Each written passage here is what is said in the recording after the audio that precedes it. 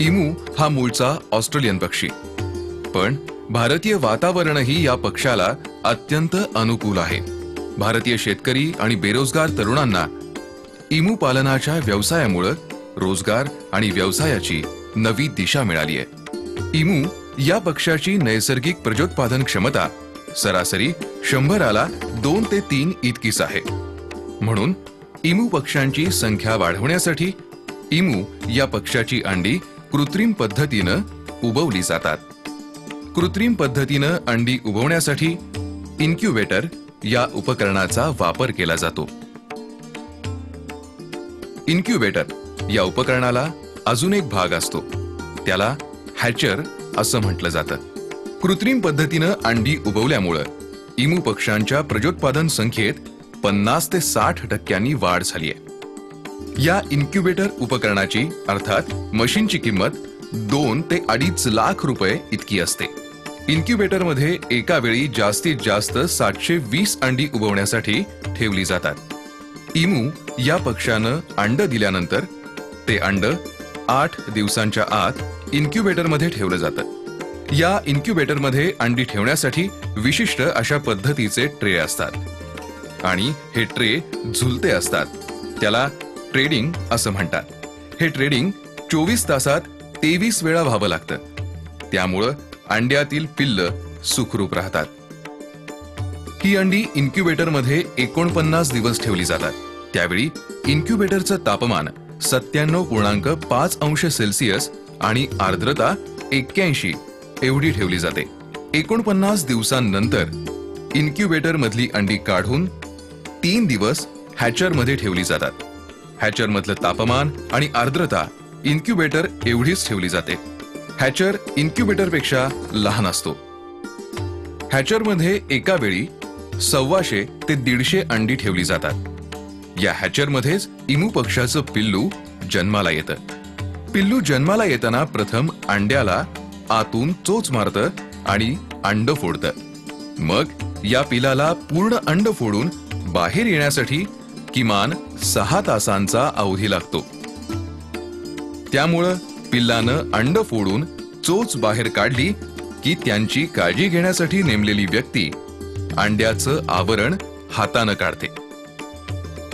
त्यानंतर पिल्लू पायानं आधू होऊ नये म्हणून जन्माला आल्याबरोबर पिल्लाच्या पायाला टेपिंग केलं जातं आणि पुन्हा हॅचरमध्ये 1 ते 2 दिवस ठेवलं जातं. त्यानंतर जेंटामास, हेबिट आणि DNS अशी 3 औषधं एकत्र करून एका पिलाला 0.5 मिलीलिटर याप्रमाणे लसीकरण केलं जातं.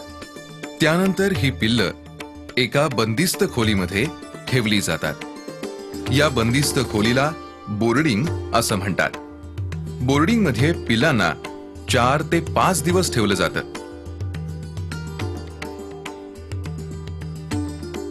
नंतर ती पिल्लं 1 महिन्याची होईपर्यंत जाळी लावलेल्या मोठ्या शेडमध्ये ठेवतात, ज्याला वरच्या बाजूला छप्पर असतं. एखाद्या पिलाला शेडमध्ये थंडी वाजायला लागली तर त्याला ऊब मिळावी म्हणून विशिष्ट प्रकारचे बांबूच्या टोपल्यांचे लॅम्प एका बंदिस्त खोलीत लावलेले असतात. हे लॅम्प आतून आणि बाहेरून शेणानं सारवलेले असतात. या लॅम्पमध्ये 100 ते 200 व्होल्टचे 2 दिवे लावलेले असतात. ते लॅम्प चालू करून त्याच्या प्रकाशाखाली या पिल्लाला ठेवलं जातं. हे लॅम्प जमिनीपासून 2 ते 2.5 फुटाच्या उंचीवर लावलेले असतात. इमूच्या पिल्लांना आणि मोठ्या इमू पक्ष्यांना इमू फीड्स नावाचं खाद्य दिलं जातं. त्याचबरोबर हिरवी पालेभाजी, देठ भाजी, कांदा, टोमॅटो हे देखील इमू खाद्य म्हणून खातात. इमू हा पूर्णपणे शाकाहारी पक्षी आहे.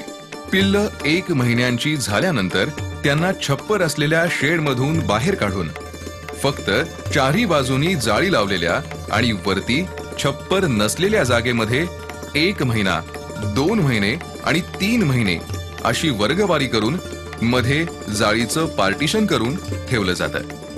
पिल्ल 3 महिन्यांची झाल्यानंतर त्यांची विशेष काळजी घ्यावी लागत नाही. या 3 महिन्यांच्या पिल्लांच्या जोडीची किंमत 15,000 ते 20,000 रुपये इतकी असते.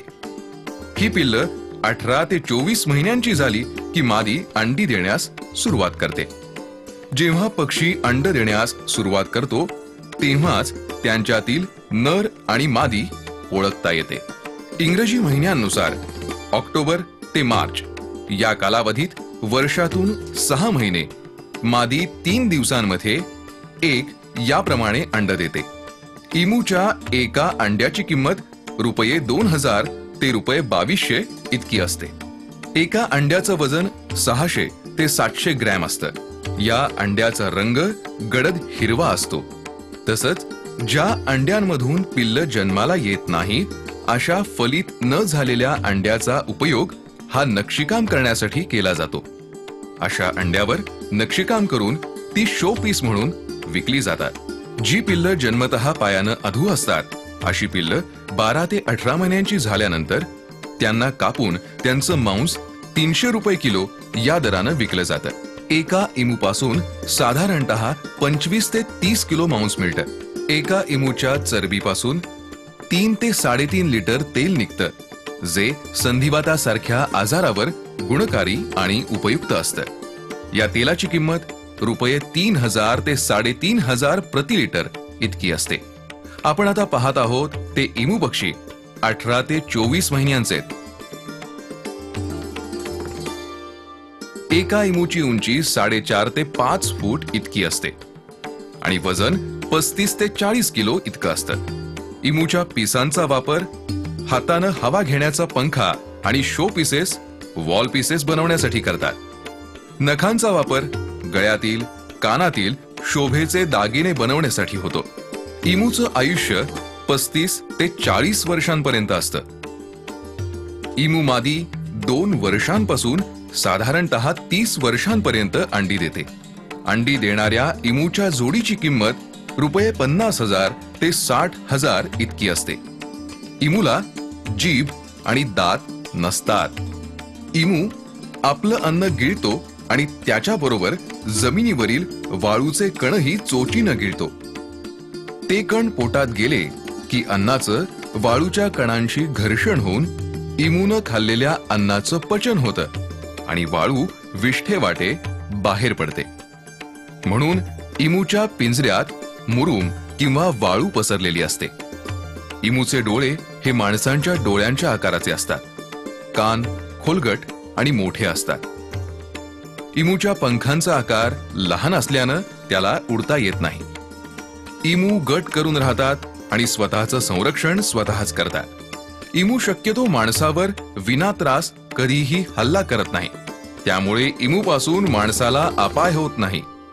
इमू माणसांमध्ये छानपैकी मिसळतो. इमूच्या गटामध्ये एखादा पक्षी आजारी झाला तर त्याच्यावर सर्व इमू हल्ला करतात. त्यामुळं आजारी इमूला वेगळं ठेवण्यासाठी त्याच पिंजऱ्यात वेगळी सोय केली जाते. आपण पाहत आहोत या इमूच्या पायाला सूज आलीये, म्हणून या इमूला इतरांपासून वेगळं ठेवलंय. असा हा बहुउपयोगी इमू सुशिक्षित बेकार शेतकऱ्यांच्या आणि बेरोजगारांच्या आर्थिक उत्पन्नाचं साधन बनलाय. इमू पालनासाठी खूप मोठ्या आकाराच्या जमिनीची गरज लागत नाही. इमूचा विमा देखील काढता येतो. तसंच इमू पालनाच्या व्यवसायाला प्रोत्साहन देण्यासाठी ग्रामीण सरकारी बँकांमधून शेतकऱ्यांना तसंच सुशिक्षित बेकार तरुणांना अत्यंत अल्प व्याजदरानं कर्ज पुरवठा केला जातो. त्यामुळे देशातील अनेक शेतकरी आणि तरुण वर्ग इमू पालनाच्या व्यवसायाकडे आकर्षित झालाय. ज्याच्याकडे स्वतःच्या मालकीची जमीन आहे अशा व्यक्ती 1 ते 1.5 लाखात इमू पालनाचा व्यवसाय सुरू करू शकतात. यामुळे देशातील बेरोजगारी कमी होण्यास मदत होते. अशा या बहुउपयोगी इमूची तुलना बहुउपयोगी कल्पवृक्षाशी केल्यास वावगं ठरणार नाही. या बहुउपयोगी पक्षास आमचा सलाम.